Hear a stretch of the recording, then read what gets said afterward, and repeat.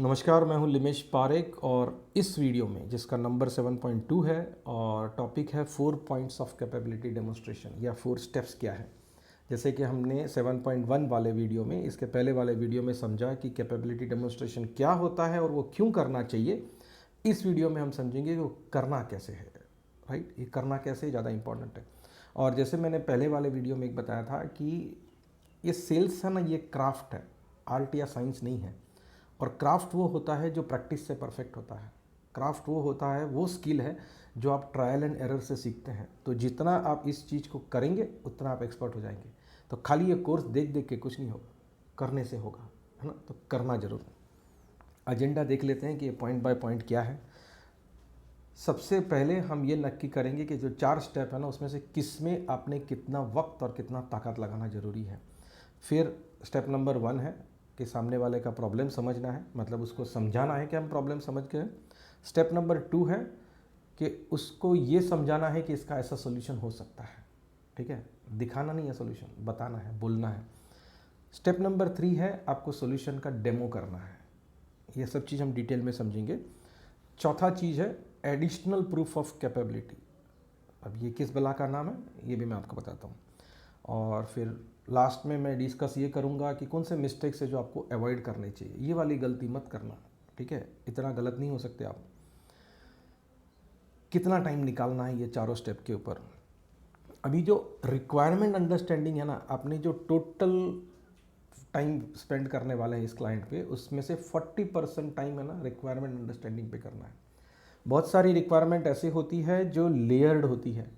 Customer बोलता कुछ है और उसको चाहिए कुछ होता है, दुख कहीं और है। तो जो कहीं और दुख है ना, उसको अनकवर करना पड़ेगा। तो ये सब भी हम एग्जांपल्स के साथ देखेंगे कि कैसे अनकवर करते हैं। 30% टाइम निकालिए अपना सॉल्यूशन है ना उनके साथ डिस्कस करने में, ठीक है, डेमो नहीं, डिस्कशन। 15% टाइम स्पेंड करिए और डेमोन्स्ट्रेशन देने में। अगर ऊपर का 2 काम बराबर किया होगा ना, तो 15% मेहनत में डेमो फैंटास्टिक हो जाएगा। और फिर 5% मेहनत करिए वो एडिशनल प्रूफ देने में। ठीक है, वो एडिशनल प्रूफ क्या है ये बहुत जल्दी समझ में आएगा। अब ये सीक्वेंशियल नहीं है, कभी कभी कुछ आगे पीछे होता है, लेकिन आप कंटेंट समझ जाएंगे तो आप डिलीवर कर सकेंगे और ये आप पूरा प्रोसेस 100% सक्सेसफुली कर पाएंगे। अब होता ये है कि आम तौर पे ना मैंने देखा है कि सेलर लोग है ना अपना 90% एफर्ट डेमो में लगाते हैं और वो भी वॉक थ्रू करते हैं। इससे ज़्यादा गलत आप हो ही नहीं सकते हो। तो ये वाली गलती मत करना, it is going in very wrong direction. वो आपको क्लोज करने में मदद नहीं करता है और आपका बहुत ज़्यादा टाइम उसमें वेस्ट होता है। याद रहे, ये कैपेबिलिटी डेमोन्स्ट्रेशन का पूरा चैप्टर है ना, उसका पर्पज़ ये है कि हम कम से कम एफर्ट में ज़्यादा से ज़्यादा सेल्स कर सके। एफर्ट कम लगे ये इंपॉर्टेंट है, तभी तो अपना ROI ज़्यादा आएगा ना। अपने पास वक्त तो लिमिटेड है, उसी वक्त में अपने को ज़्यादा से ज़्यादा इम्पैक्ट करना है। अभी point number 1, understanding the problem. Purpose ये है कि client has to be convinced that we have understood their problem. सामने वाला कन्विंस हो जाए, ये ज़रूरी है। तो इसके लिए स्टेप्स क्या क्या करेंगे। सबसे पहले ना उनके कंपनी का, उनके एग्जिस्टिंग प्रोसेस का थोड़ा सा डिटेल स्टडी करिए। अब जब भी मैं बोलता हूँ ना कि कंपनी का और एग्जिस्टिंग प्रोसेस का स्टडी करो और आप किसी फाउंडर को पूछते हो कि सर आपके बारे में थोड़ा बताओ ना, ये गलत सवाल है। जैसे यू आस्क दिस क्वेश्चन, कभी कभी ऐसा होता है कि वो आदमी चालू करता है कि मेरे दादा ने 1940 में कंपनी चालू किया था, फिर हम यहाँ कंपनी कर रहे थे, वहाँ मैन्युफैक्चरिंग कर रहे थे। All this things are okay, लेकिन ये आपने रिसर्च कर लेना चाहिए। You don't need to engage founder for this kind of stuff, ये टोटल वेस्ट ऑफ टाइम है। CRM का यूजेज कंपनी के फाउंडिंग ईयर से कुछ लेना देना नहीं है। तो ये ध्यान में रखना कि आपको क्या इन्फॉर्मेशन लेना है और उनका प्रोसेस किस तरह से समझना है ना, ये भी मैं आपको बता दूंगा। फिर उनके चैलेंजेस और गोल्स को डिटेल में डिस्कस करना है। अच्छा, एक बात मैं बताऊं कि फीडबैक की तरह ये भी जो मुद्दा है ना, वो ऐसा है कि आप एक लाइन में पूछो और एक लाइन में जवाब मिलेगा ना, ऐसा नहीं होगा। थोड़ा शांति से विस्तार से डिस्कशन करना पड़ेगा। आमतौर पे ऐसा देखा गया है, ये मेरा पर्सनल अनुभव भी है और स्टडीज़ भी ये बोलते हैं कि आप किसी भी व्यक्ति को पूछो ना कि प्रॉब्लम क्या है, तो पहली बार में कोई प्रॉब्लम नहीं बोले, सब मस्त, लाइफ इज़ गुड, ऐसा बोलते हैं। आप थोड़ा सा डिस्कशन चालू करो तो धीरे धीरे वो प्रॉब्लम बोलना शुरू करते हैं। अच्छा, मैंने जो पहले बोला था ना कि वो सीक्वेंशियल नहीं है। If I ask you what is problem, you will not tell me problem now. जैसे जैसे आपको ये कन्विंस होता जाता है कि मैं आपके प्रॉब्लम का सॉल्यूशन कर सकता हूँ, वैसे वैसे आप मेरे को प्रॉब्लम्स और डिटेल में बोलते जाते हो।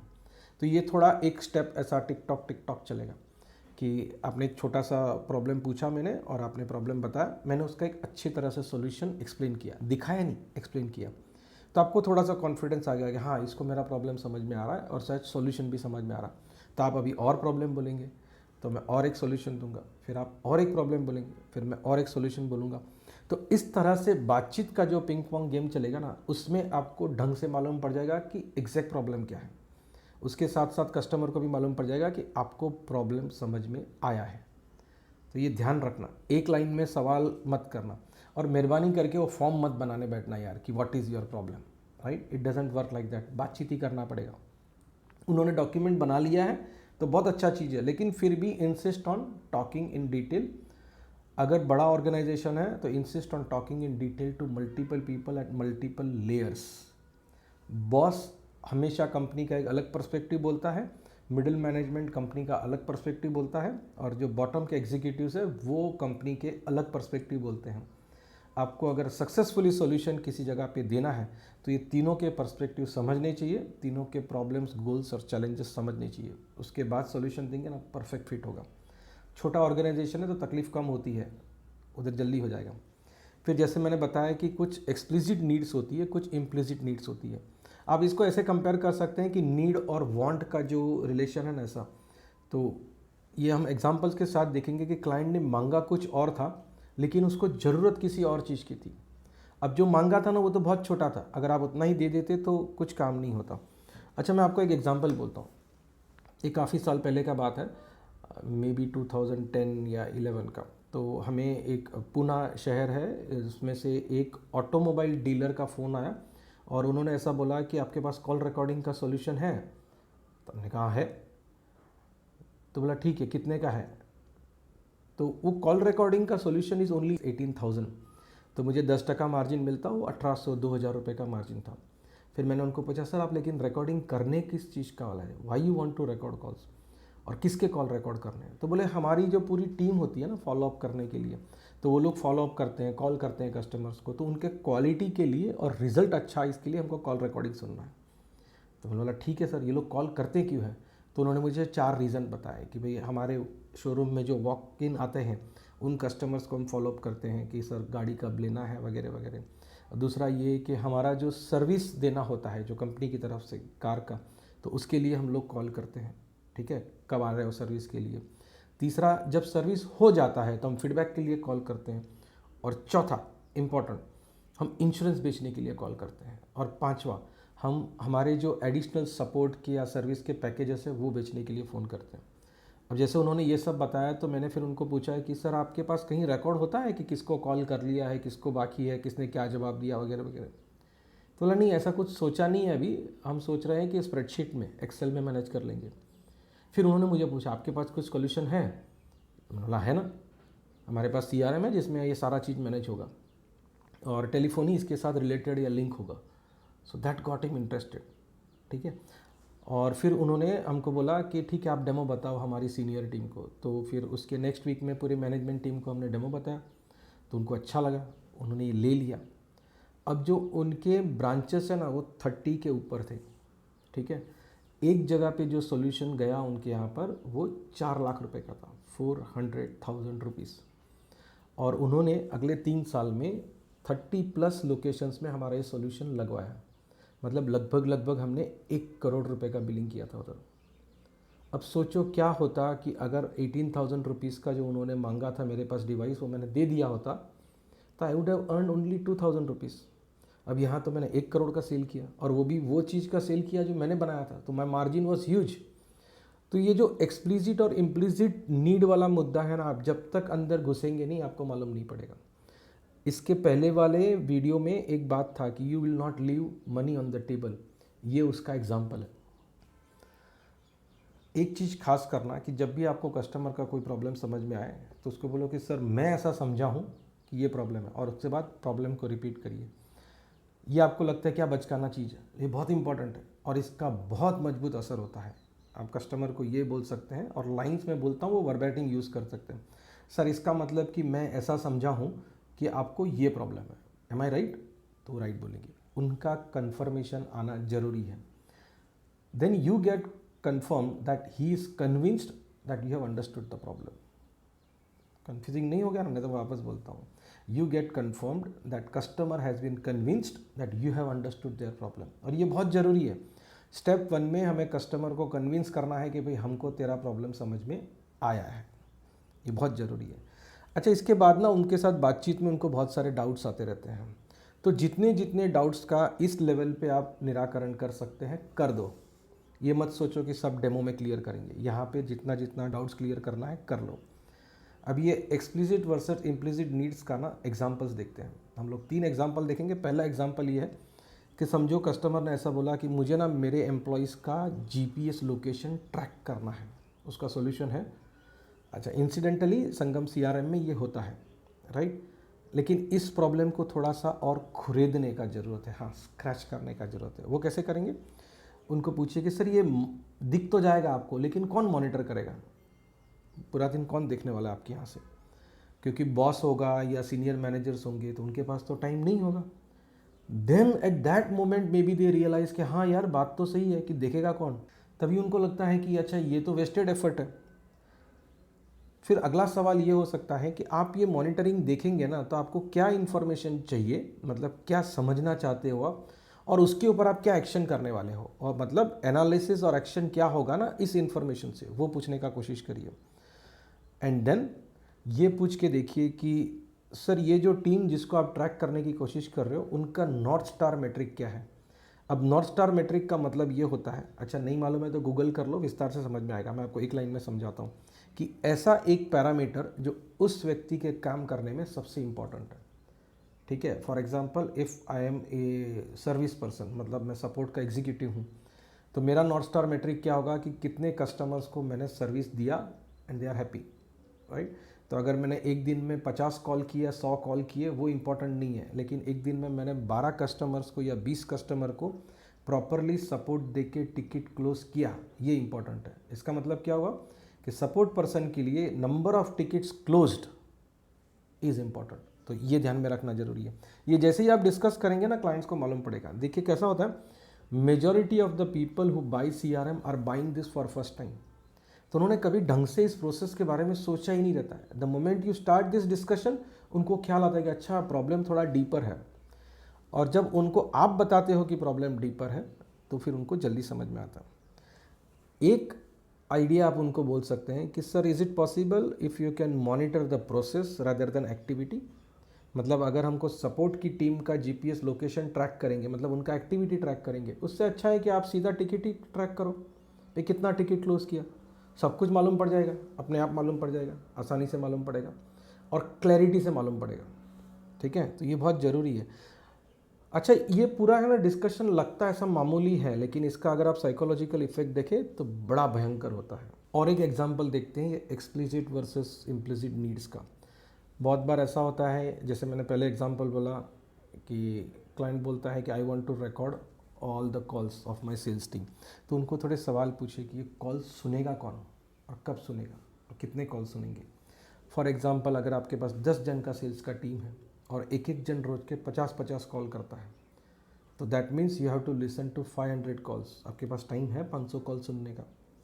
इसमें ना बहुत जन आपको ये ज्ञान देंगे कि कॉल रिकॉर्ड हो रहा ना, इसी से सब कुछ ठीक हो जाएगा, राइट। जैसे वो एग्जांपल होता है ना कि अगर आपने CCTV कैमरा लगाया तो सब लोग ईमानदारी से चलेंगे, लेकिन वो बाहर वाले चलते हैं ईमानदारी से जिनको मालूम नहीं है कि कैमरा कोई देख नहीं रहा है। लेकिन जो आपकी टीम है उनको तो मालूम है कि कॉल रिकॉर्डिंग कोई सुन नहीं रहा है, उनको तो मालूम है कि CCTV कैमरा में केबल ही नहीं लगा हुआ है, रिकॉर्डिंग ही नहीं हो रहा है। तो जब वो मालूम होता है ना कि कोई इसको देखने वाला नहीं है तो उसका रिजल्ट नहीं आने वाला।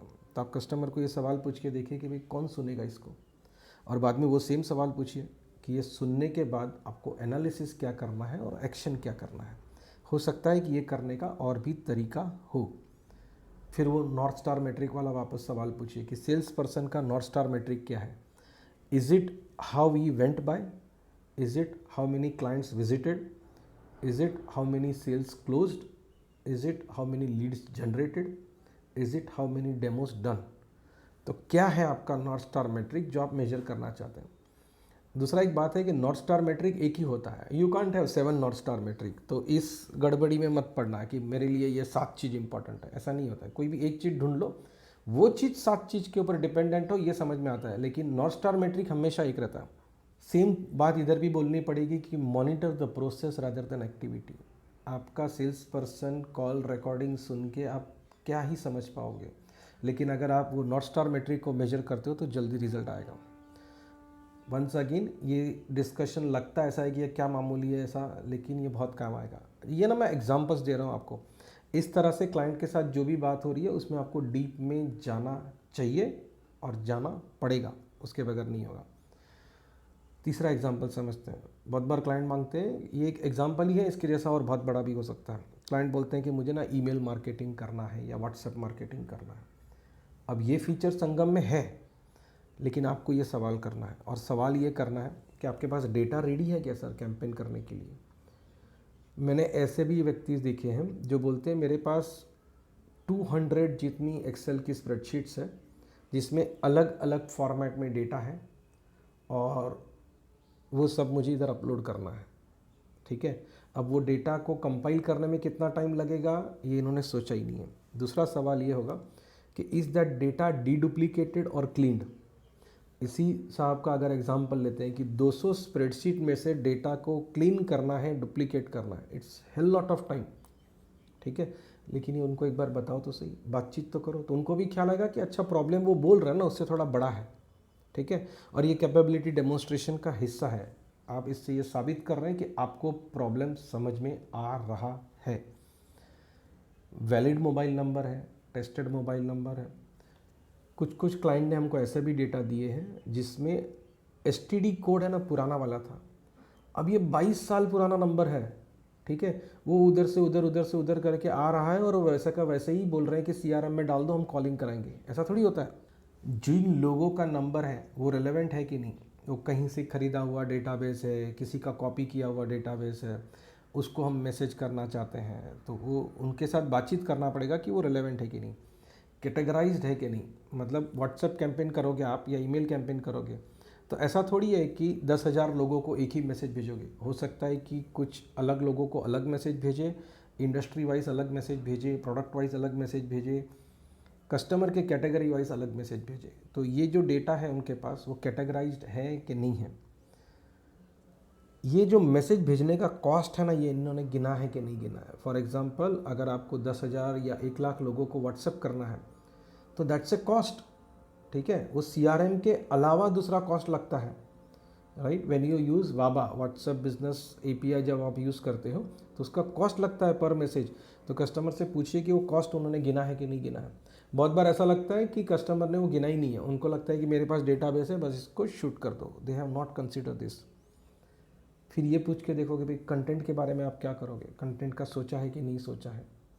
तो तभी आपको मालूम पड़ेगा कि उनको मालूम ही नहीं है कि कंटेंट लिखना भी ज़रूरी है। वो सोच रहे थे कि आप कंटेंट लिख के दोगे। ठीक है, आई हैव फेस दिस। तो ये सब क्लेरिफाई कर लो। इस तरह के डीप डिस्कशन से ना क्लाइंट को मालूम पड़ता है कि आप उनका प्रॉब्लम समझ रहे हो and you are keenly interested to solve their problem. एक ये पूरा प्रोसेस में कैपेबिलिटी डेमोन्स्ट्रेशन में इम्पॉर्टेंट बात यह है कि हमें एज ए सेलर ये बताना है कि we care for you. The moment you show it very clearly they are very clear. अच्छा, अभी ना कुछ क्वेश्चंस मैं आपको देता हूँ कि सेल्स का और सर्विस का प्रोसेस अगर समझना है आपको तो किस प्रकार के सवाल पूछने चाहिए। तो सेल्स और सर्विस दोनों में ये काम आएगा कि टिकट का या लीड्स का, टिकट मतलब जो कंप्लेंट आता है हेल्प डेस्क वालों को वो टिकट, और सेल्स में लीड होता है। ये दोनों के सोर्सेस क्या क्या है, कहाँ कहाँ से आते हैं। ये जब कस्टमर बोलता हो ना तो अपना पैड के ऊपर वो लिखना मत भूलना, लिख लेना नोटबुक में, बराबर है, ज़रूरी है। तो ये सोर्स होगा। उसके बाद पूछो कि आपका सेल्स टीम या सर्विस टीम इसके ऊपर करता क्या है। इससे आपको एक्चुअल सेल्स का प्रोसेस मालूम पड़ेगा। और अगर मीटिंग में 3-4 लोग हो ना तो तीनों चारों जन से कंफर्म करना कि यही होता है ना। 100% श्योर बात है कि बाकी के लोग इसमें कुछ ऐड भी कराएंगे, और तब आपको और कस्टमर को मालूम पड़ेगा कि उनके यहाँ प्रोसेस नहीं है, प्रोसेस ही बनाना पड़ेगा। लेकिन the moment you start speaking like this, वो जो प्रॉब्लम है ना वो ढंग से दिखना लगता है। फिर ये पूछो कितने लोग इन्वॉल्व हैं, उनका क्या हायरार्की है, क्या रोल्स है उनका, वो क्या क्या चीज़ कैसे करते हैं, वो सब चीज़ पूछिए। फिर उनको ये पूछिए कि ये जो टीम ये कर रही है ना, उनको क्या चैलेंज आ रहा है, what is the challenge they are facing. मतलब कभी कभी फिर आपको कस्टमर क्या बताएगा, उसके एग्जांपल्स बोलता हूँ कि हमारे टीम मेंबर कहाँ कहाँ गए थे ना, वो हमको रिपोर्ट करने में बड़ा चैलेंज कर रहे हैं, या they are not able to write down the notes और प्रोग्रेस ऑफ द डील, या कस्टमर ने फ़ोन किया है तो वो कस्टमर कौन है, उसका अभी जो कंप्लेंट के लिए फ़ोन किया है तो वो कस्टमर का कॉन्ट्रैक्ट है कि नहीं है, या फिर उसका कंपनी का नाम क्या है, हमने कौन सा प्रोडक्ट बेचा हुआ, ये मालूम ही नहीं रहता है, राइट। तो these are challenges in execution. CRM से ये सारे सॉल्व हो जाएंगे। तो ये चीज़ का डिटेल में डिस्कशन करिए कि एग्जीक्यूशन में, मतलब जो एग्जीक्यूटिव टीम है उनको क्या दिक्कत हो रहा है, वो काम करने में क्या दिक्कत हो रहा है। दूसरा सवाल करिए कि एज ए बॉस या एज ए टीम लीडर आपको, मतलब कस्टमर को, इसका मॉनिटरिंग और एनालिसिस में क्या दिक्कत हो रहा है। ये दो अलग अलग प्रॉब्लम है। पहले हमने पूछा था कि एग्जीक्यूशन में क्या प्रॉब्लम हो रहा है, और अब पूछ रहे हैं कि मॉनिटरिंग और एनालिसिस में क्या प्रॉब्लम हो रहा है। मतलब एज ए बॉस आपको अगर प्रोसेस का विजिबिलिटी नहीं है तो वो क्या है। The moment you start asking this questions, customer get convince कि इसको मालूम है कि मेरा अलग प्रॉब्लम है, एग्जीक्यूटिव टीम का अलग प्रॉब्लम है, और ये बहुत इंपॉर्टेंट रोल प्ले करेगा। ये वाले काम में आपको सबसे ज़्यादा टाइम निकालना है, जैसे पहले हमने देखा था 40%। अब आगे आते हैं सॉल्यूशन एक्सप्लेन में। एक डेमो नहीं दिखा रहे हैं, सॉल्यूशन एक्सप्लेन कर रहे हैं। मतलब उन्होंने जो प्रॉब्लम बोला था उसको कैसे सॉल्व हम करेंगे, या कौन सा फीचर है जिससे सॉल्व हो जाएगा, वो खाली बातचीत से बात करनी है, ठीक है। अब आपको अगर सॉल्यूशन ढंग से नहीं मालूम है ना, तो आप ये कंफर्टेबली बात नहीं कर पाते हो। इसलिए ज़रूरी है कि आप वो यूज़र वाला और एडमिन वाला कोर्स कर लेना। तो क्या होगा, आपको सॉल्यूशन का कैपेबिलिटी बहुत अच्छी तरह से मालूम होगा। अब यहाँ पे अपना पर्पस ये है कि हम कस्टमर को कन्विंस करना चाहते हैं कि उन्होंने जो प्रॉब्लम बताए हमको स्टेप नंबर 1 में, उनके सॉल्यूशंस हमारे पास है। एक तो क्या होगा कि आपने उनके प्रॉब्लम्स लिखे थे ना, तो बहुत सारे प्रॉब्लम कस्टमर लिखा देता है, राइट। तो सबसे पहले उसको प्रायोरिटाइज करना, उनके साथ बातचीत करके करना कि भाई 3 मेजर ये प्रॉब्लम है, बराबर है। और फिर उस प्रॉब्लम के बारे में हर एक प्रॉब्लम का डिस्कशन करते हैं, सॉल्यूशन क्या होना चाहिए ये। मतलब फॉर एग्जांपल कि भाई मेरा टीम कहाँ जा रहा है मुझे मालूम नहीं पड़ रहा है, तो बोले ठीक है, अगर उनका जियो लोकेशन मिल जाए तो मालूम पड़ेगा, मिलेगा। या मेरी सेल्स टीम के पास किसके पास कितना फनल है ना, ये नहीं समझ रहा है, तो हम बोलेंगे कि भाई एक डैशबोर्ड में, एक मोबाइल के डैशबोर्ड में अगर आपको team wise, user wise, product wise कितना अपॉर्चुनिटी किसके पास है और उसका क्या वैल्यू है, ये दिख जाए तो काम होगा। तो बोलेगा हाँ एग्जैक्टली हो जाएगा। तो यहाँ पे देखिए आप उसको ना सॉल्यूशन दिखा नहीं रहे हो, सॉल्यूशन बता रहे हो, right. So before even you show the demo, you have convince the customer that you have the solution. यही इस स्टेप का पर्पस है। यहाँ पे ना एक लाइन बहुत काम आती है, राइट। मतलब कस्टमर ने एक प्रॉब्लम बताया, तो वहाँ पे आप ये बोल सकते हैं कि हमारे दूसरे कस्टमर को सिमिलर प्रॉब्लम था, तो मालूम है उन्होंने क्या किया, वैसे करके फिर अपना सॉल्यूशन बताओ। ये ट्रिक हमेशा काम लगती है, ठीक है। तो वो ट्राई करके देखिए, आप ट्राई करोगे तो मालूम पड़ेगा कि काम करती है। फिर है ना, ये सीआरएम आप इम्प्लीमेंट करने में कैसे मदद करोगे, ये भी आप डिटेल में समझाइए। इम्प्लीमेंटेशन का प्रोसेस आमतौर पे ऐसा होता है कि सेल्स पर्सन जो बोलता है ना, कस्टमर हमेशा उसको थोड़ा मिर्च मसाला वाला ही समझता है, उसको लगता है कि बोल रहा लेकिन ऐसा होगा नहीं। लेकिन जब हम उसको ये डिटेल में बताते हैं कि ये कैसे होगा, तो देन दे गेट कन्विंस्ड। तो इम्प्लीमेंटेशन का प्रोसेस पूरा क्या है, किस तरह से है, ये अगले चैप्टर में डिटेल में डिस्कस किया हुआ है। तो वो चैप्टर के हिसाब से आप उसको पूरा बताइए कि भाई ये इम्प्लीमेंटेशन किस तरह से होगा, क्या रोल होगा, क्या स्टेप्स होंगे, कौन इन्वॉल्व होगा, ठीक है।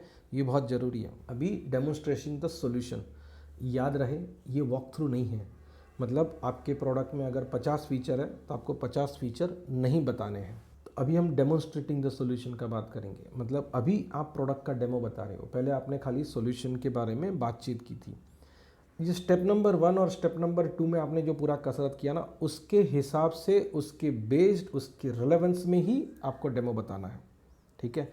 और डेमो बताते जाते हो ना, तब हर बार थोड़ी थोड़ी देर के बाद, मतलब आपने एक चीज़ बताया फिर कंफर्म करो, सर ये बराबर है, इससे आपका सोल्यूशन हो जाएगा, इसमें आपका कोई और सुझाव है कि इधर या उधर होना चाहिए।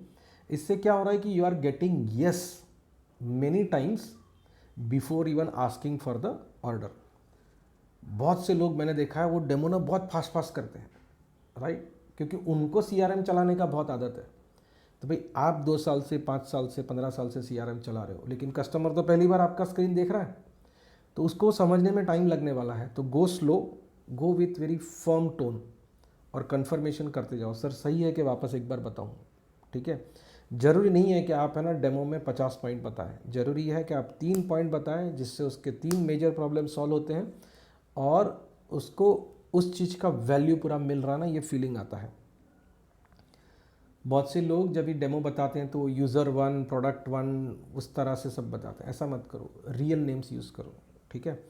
तो अगर स्टोरी भी बोल रहे हो तो स्टोरी रियलिस्टिक ही बोलो, चलेगा।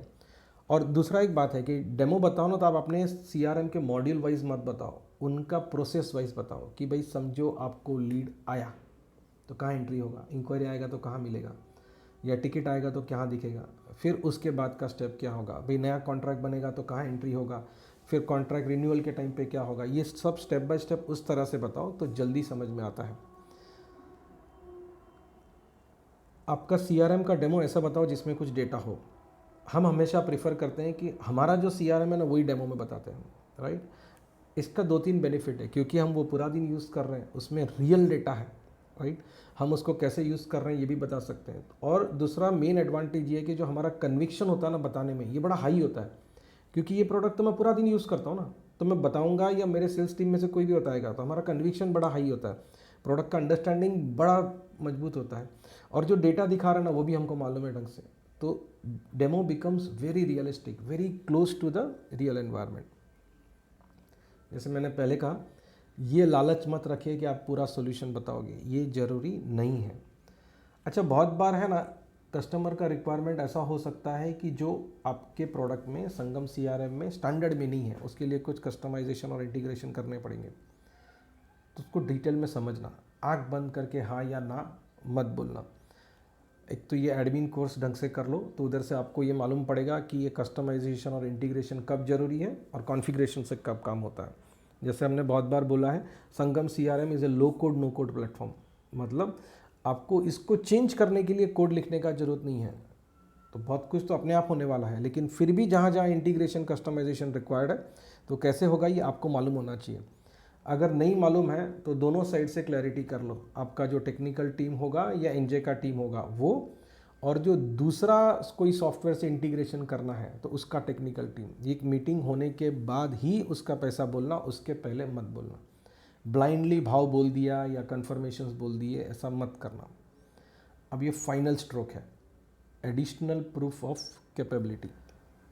अभी तक आपने कस्टमर को ये बोला कि आप एक्सपर्ट हैं, ये प्रूव भी कर दिया कि आप एक्सपर्ट हैं, लेकिन फिर भी एक थप्पा चाहिए। वो क्या थप्पा चाहिए? क्लाइंट को सजेस्ट करो कि सर मैं आपको ना मेरे और एग्जिस्टिंग कस्टमर्स का डिटेल देता हूँ, आप उनसे फीडबैक ले लो मेरा। इससे अच्छा कोई कैपेबिलिटी डेमोस्ट्रेशन नहीं है। You have happy customers who are happy to tell others about you, इसके जैसा कुछ नहीं होगा। और अगर आपके पास अभी हैप्पी कस्टमर्स नहीं है तो पहले हैप्पी कस्टमर्स बना लो। पहले 1-2 कस्टमर्स में थोड़ा संघर्ष होगा, लेकिन the moment you have at least 2 customers who are happy, आगे का लाइफ बड़ा ईजी हो जाएगा। जो नया क्लाइंट है जिससे आप बात कर रहे हैं उनको ये रिक्वेस्ट करो कि सर इनके यहाँ जाके आओ आप, या फ़ोन पे बात कर लो, बराबर है। ऐसे ही नहीं कि खाली लिस्ट दे दिया है, यू डोंट कॉल हिम, वो सब मत करना। और वो जो आपका एग्जिस्टिंग क्लाइंट है उसको बोल के रखो कि भाई ये नए कस्टमर मेरे आ रहे हैं तो वो आपको फ़ोन करेंगे तो प्लीज़ मेरे बारे में अच्छा और फ्रैंक रिस्पॉन्स देना। अच्छा, क्लाइंट ने क्या पूछना चाहिए ना ये भी आप थोड़ा सा उसको बोल दो कि what you want them to ask your existing customer. तो ये 5 स्टेप का फॉर्मूला है जो हमारे साथ परफेक्ट है।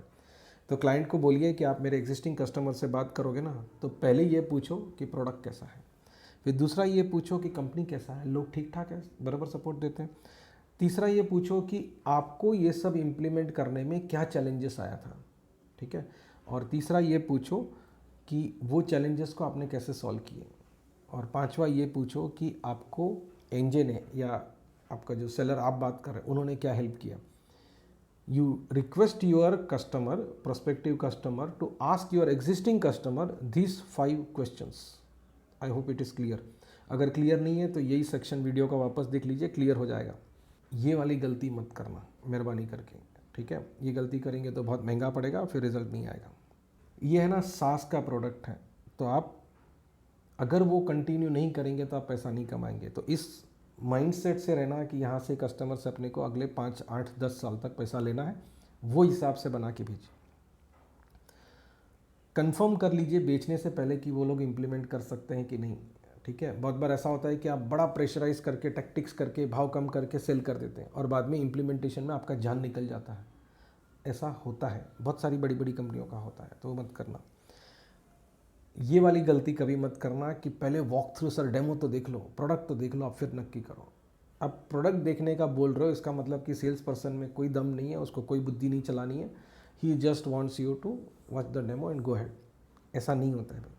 अगर आपको ढंग से धंधा करना है ना, तो ढंग से ही करो, ज़्यादा मज़ा आएगा। ये जैसे मैंने पहले भी कहा, time is money, don't waste on irrelevant people, नहीं तो आपका टाइम पूरा वेस्ट होगा और कुछ रिजल्ट नहीं आएगा। फाइनली अगर आप ये कैपेबिलिटी डेमोन्स्ट्रेशन व्यवस्थित तरीके से करते हैं तो नेगोशिएशंस या तो नहीं करना पड़ेगा या बड़ा इजी हो जाएगा। अगले वीडियो में मिलेंगे जहां पर हम समझेंगे क्लोजिंग द सेल्स क्लोज करने में क्या क्या स्टेप्स करने हैं। Thank you very much for watching this. बहुत जल्दी मिलते हैं।